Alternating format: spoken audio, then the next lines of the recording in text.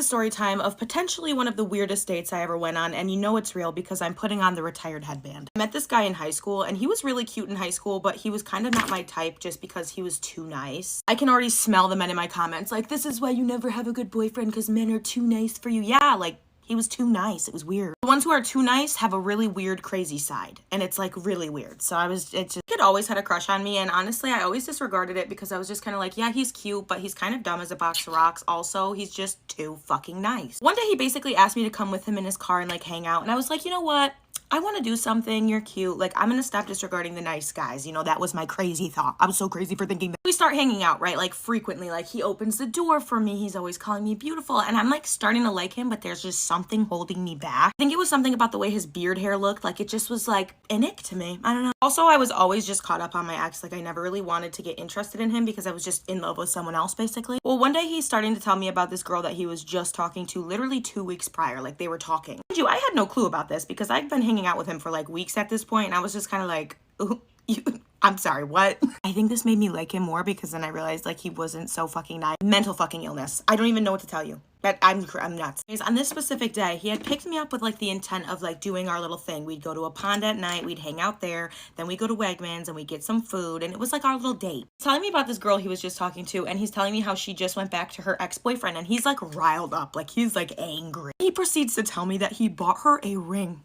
A ring. Shows me a picture of a fucking wedding ring, bro. I'd caught this kid in like tiny white lies before, and I just thought it was kind of like cute. Like he would lie about like silly, stupid stuff, and I was like, oh, he's like a baby. Ew, again, mental illness, Emily. I knew this guy was lying. I'm like, you didn't buy it. You were talking to her for 2 weeks and you bought her a ring? Telling me about the boyfriend and how he's like terrible and her boyfriend's so bad and like she shouldn't have gone back to him. And I'm just like, you sound hurt.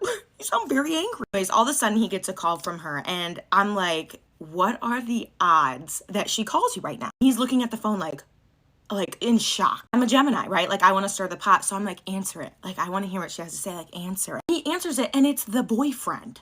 It's the boyfriend. He starts screaming on the top of his lungs. Mind you, this nice guy that I thought was so nice is screaming on the top of his lungs. He throws his car in reverse and starts zooming towards her house at like 100 miles per hour, like going psychotic. It like takes a second for me to recognize that he's driving to her house right now. And I'm just like, yo, what the?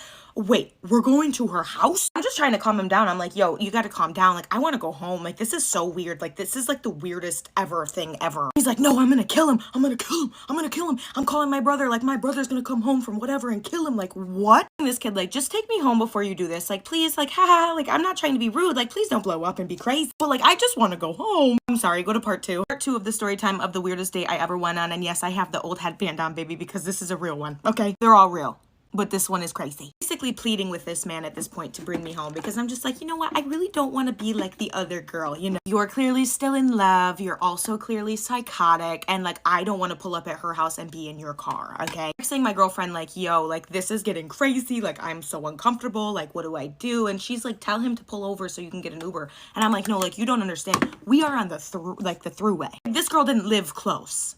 Like, we were going on a little excursion, a little travel. So his brother finally answers the phone, and he's trying to calm him down too, and he hears me in the background, and he's like, who's in the car? Like, Ariana, what are you doing here? I'm like, basically his brother ends up calming him down, and then he's just like calmed down, and he's like, let's go back to my house and like hang out. And I'm like, okay. I go back to his house, and I'm expecting like probably be there like 30 minutes so he can calm down, and then he'll drive me home. But no, he starts playing the game. And I'm just like, are you playing the game right now? I turn off the console and I'm like, yeah, like I want to go home. And he literally silently stands up, throws his controller, pissed off. And I'm just like, are you truly that mad that I just turned off the game? Like, that is actually so fucking weird. Gets in his car and silently brings me home. Mind you, my ride home isn't very quick. Right before we get home, he asked me, what is it about the other guy that's keeping you from dating me? Are you projecting? Were you or were you not just going to 120 miles per hour towards another girl's house with me in the car? Yeah, the thing about the other guy is that he doesn't actually do that. I literally tell him, you're just too nice. You're just too nice. Even though I just learned that you're not nice at all, but you're just too nice. He drops me off at home and I never hear from him again. Ever again. This is a story time on how the first ever boy to call me pretty ended up being a murderer. You heard it right. You heard me right. You heard me absolutely right. Out of respect for the family, I'm going to call him Manny and then his friend Vinny. When I was in 8th grade, I met this kid named Manny, right? And he was in a lot of my classes and he had just moved to the area and he was really funny. Ended up being that my best friend, who was also my neighbor, became really close friends with him. So we were always all three of us hanging out. Literally hanging out every day. Manny basically lived with my neighbor like they were the best of friends. He had the type of personality where you instantly like him, right? Like he was hilarious. He was super genuine. He was a very sweet kid. Like you would have never thought anything weird of him. And Vinny was like the smartest kid you'd ever met in your life. Like he knew fun facts about every single thing you could think of. He was also one of my friends. We rode the bus together and he was hilarious, right? Like we were really close. I may have had a crush on Vinny's brother. That since has definitely changed. Throughout high school, me and Manny actually stayed pretty close because he ended up dating my best friend Tegan, which her side of the story will be on our podcast because we are doing a podcast together. Again, like you would think nothing of it. He was one of the only people that was there for me when I was SA'd. Like he was such a good kid. Around like 11th grade, I actually started feeling weird being around Manny and Vinny. I don't know what it was. It just, they were getting into some bad stuff and I just wasn't interested in being a part of that at all. Even though we weren't close anymore, I still obviously cared about them and they were still really close friends with a lot of my friends. So I still saw them pretty frequently. And they were both really close with my brothers. So I really like kind of was still intertwined, but just chose not to be around them. During the end of 12th grade, there was this rumor going around that the two of them had killed someone and everyone was just kind of like, everyone that heard the rumor at least, everyone was just like, yeah, right. They're too nice of kids. Like they would not let that happen. Like Vinny had a kid on the way and Manny had a girlfriend who was my best friend. Like they wouldn't risk everything and like do something terrible like that. Then on the day of graduation, we're all lined up, ready to go get our freaking diplomas. Like we're all excited. And out of nowhere, as if it was like out of a movie, we all got a notification on Twitter saying that Manny and Vinny had been arrested for murder. Like on the day of graduation, like we were all expecting them to be there to graduate. Like what? I remember just looking for my friend Tegan. We hadn't really been close at that time. And I remember just thinking like, OMG, like this has to be the worst thing to ever happen in your life. Basically, the story goes like this. Vinny had a brother who had a girlfriend who had a mother, right? The girlfriend decided she wanted to kill her mother and asked Vinny and Manny to do it for her and they would all split the life insurance. The night of the murders, they decided that they were going to suffocate her with a pillow, which is absolutely disgusting. Because it was a murder, the life insurance obviously wasn't going to be given out right away and they ended up investigating it. The girlfriend ended up feeling really guilty for killing her mom and felt scared that the boyfriend was going to kill her too, so she went to the cops. Pretty much just confessed everything that happened and then they questioned Manny and Vinny and Manny was the first one to start chirping. They were put away in jail. We found out more details like Vinny really was begging not to do it. He really didn't want to do it when it came down to it and Manny wanted to force the situation. Like it was crazy. Ultimately, Manny ended up getting 10 years in prison and Vinny ended up getting life in prison, which was weird because it should have definitely been flopped. They cut Manny a deal, so I mean, the true crime show Oxygen actually did a full episode on this. And my best friend was dating the guy at the time of the murder and had no idea. Am I in the wrong for getting my daughter an apartment versus letting her move back in? I'm 45 female. My daughter, Mallory, 24 female, got married 3 years ago.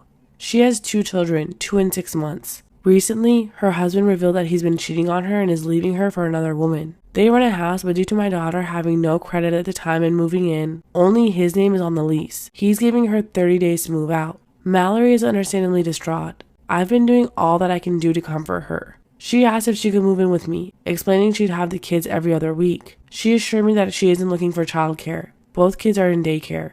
She offered to pay rent and ship it on groceries. Now, I've always raised my kids to be independent. I didn't kick them out at 18, but I did encourage them to start doing things on their own. Mallory moved out at 19, moving in with her soon-to-be ex. My sons are in college and plan to move out after graduating from college. They're both freshmen at the same university. I asked Mallory how her credit score was. She said she could reasonably rent. I offered to pay for her first month, last month, and a deposit, along with 6 months' rent. She said it's not about money. She's not wealthy by any means, but she does well for herself, and her husband is already agreeing to give her money weekly, even before they go to court. She just wants emotional support. I told her that I could do that with her living in her own place.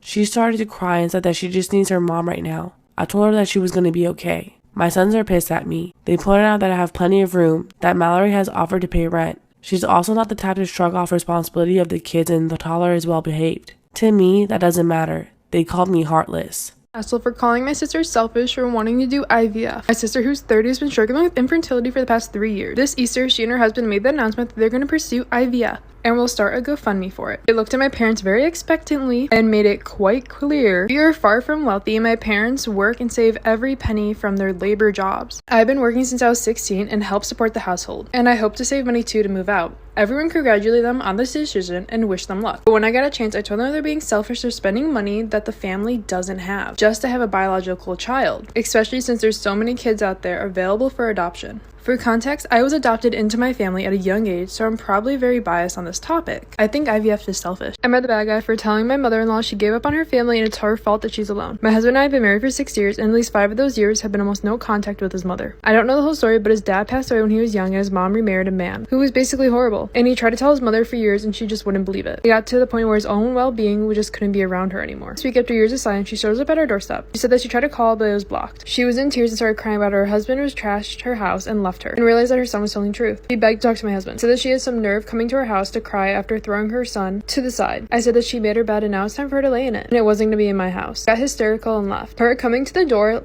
put my husband into a panic attack, and now he's too depressed to get out of bed. I really don't care for the woman. He played it in my head and I feel absolutely terrible. Berating someone never feels good. I've done things differently.